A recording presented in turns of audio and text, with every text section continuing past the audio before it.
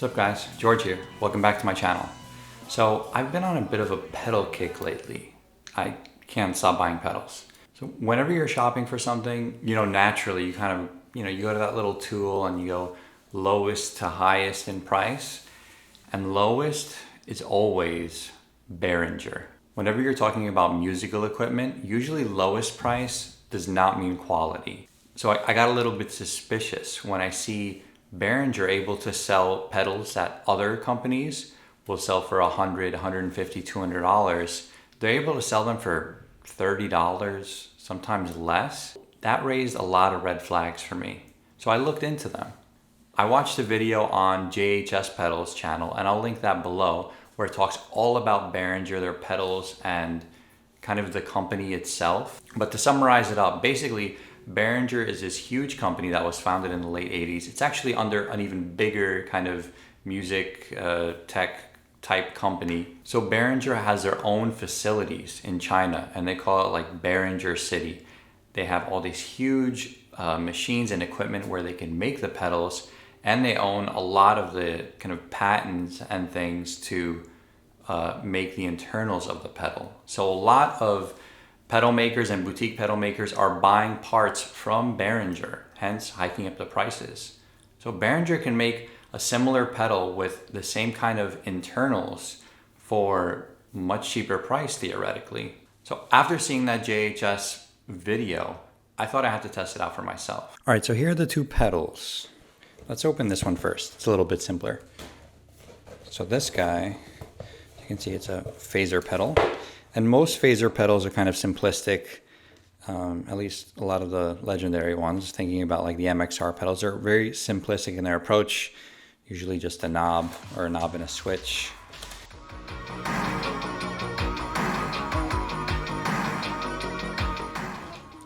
Okay, so instantly,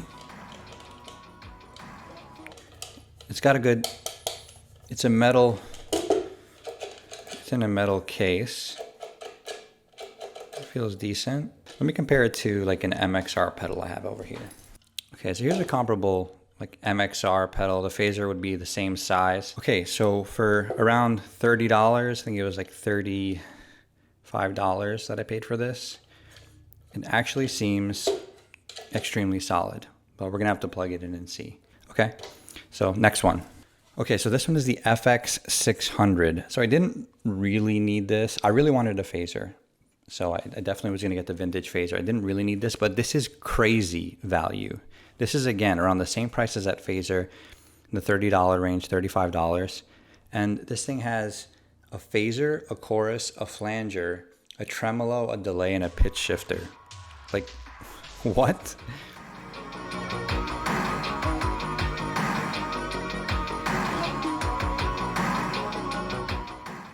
Okay, so this is obviously much smaller. Feels a bit lighter, and it's plastic in construction, which could be a problem because you're stepping on it. So right, you got your pitch shifter, then tremolo, then delay, phaser, chorus, and flanger. So you adjust it with that. And then different parameters. I'm guessing these will do different things depending which effect you have on. Then you have your level. So quality control on this one, does it feel as good as a Boss pedal? No, but it's also a fraction of the price. So let's keep that in mind. Yeah, it's plastic, it's light, but it's got a ton of effects. So let's plug these two pedals in and see how they sound. All right, guys. So I'm playing my Gibson 335 through a Fender Super Champ, and here's my clean sound.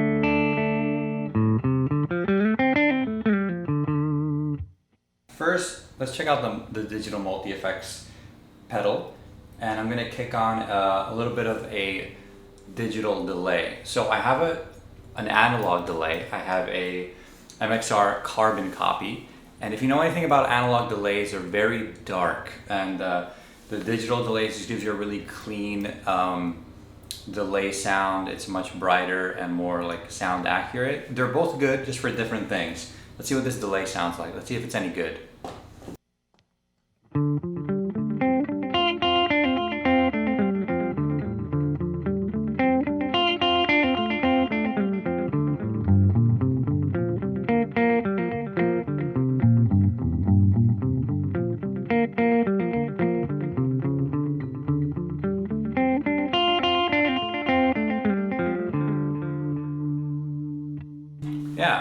that. That sounds pretty good. All right, so I switched the pedal over to a chorus sound and fiddled with the knobs, so I found something I liked. And chorus is kind of like this underwater type of effect. Let's see how the chorus sounds on this guy.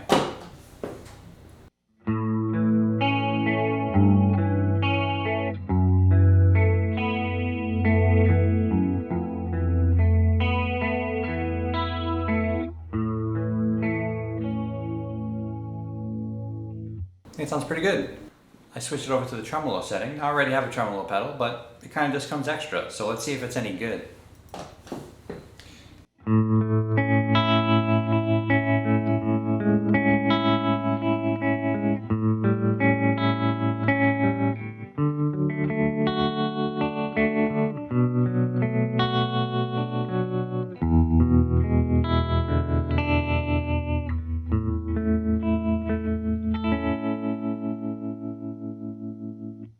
Okay, so this pedal has a pitch shifter as well, which I've never had or used, but I think I'm actually going to really enjoy. I still have to fiddle with it, but I just turned it on and I'm getting this sound, which is pretty cool.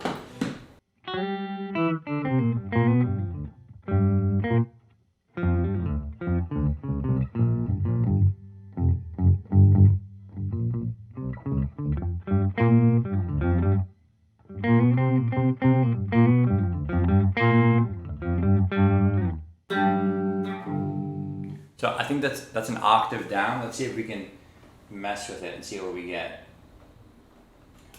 Let's go to the complete opposite side of the spectrum.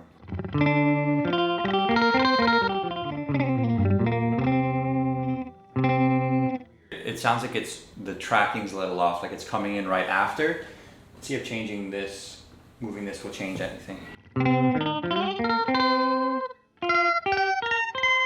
No, not really. This will never be good. So major seventh above. 6. This could be cool. No.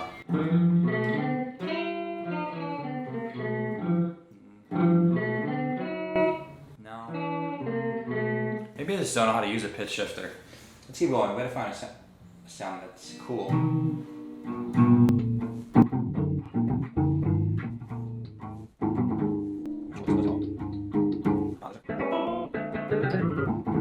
Two hours later. Alright, so I don't know how to use a pitch shifter. Let's call it what it is.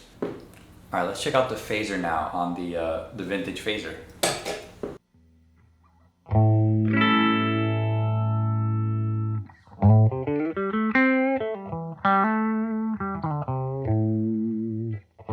Very nice, slow, very usable phaser.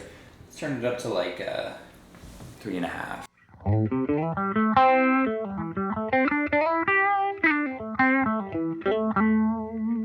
Cool, like very vintage 70s sounding. Turn it up a little more.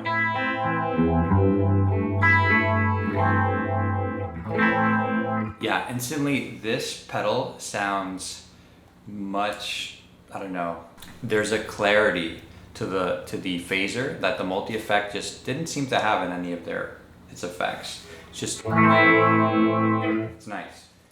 So I probably put it all the way down here, maybe at 1.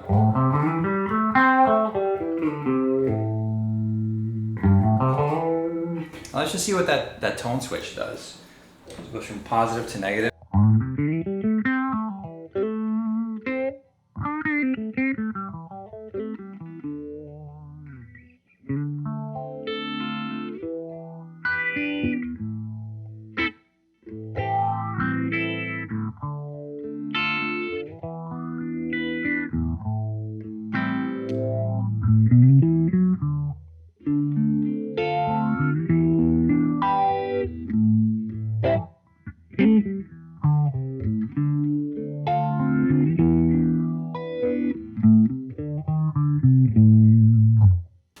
Pretty cool. Let's put a little dirt on this and see how it sounds. Let's just kick on the phaser, a really slow kind of whine. Let's see the effect that it adds.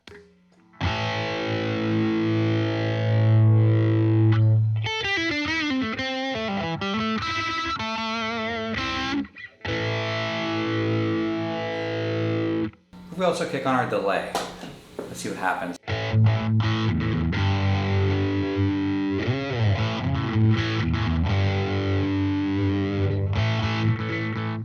Right, so I definitely didn't know what I was doing with these pedals. My first time kind of opening them up. So the vintage phaser got a lot better of a first impression because it's one knob, one switch, really easy to use and just a good sound. I think that multi-effects pedal, you can tweak it and get a lot of really good sounds out of it. It's just harder because you're using the same knobs for all the different effects and they do different things depending what setting you're on. So it's tougher to get a good sound with that, but I think it's possible. Another con from that pedal though is that it's made of plastic, so the other pedal is gonna have better build quality. So the vintage phaser gets a thumbs up from me. For the price, you really can't beat it. It sounds just like a Phase 90 or another, comparable phase pedal, but for a fraction of the price. And the multi-effects is good for what it is. I mean, even if you just wanted a digital delay, for the low, or if you just wanted a tremolo, it'll do those things well enough, easily enough. Those are the ones that I got to sound pretty good. Thanks for watching. If you like this video, give it a like. And if you like this kind of content, guitar pedals, things like that, let me know in the comments below. Till next time, see ya.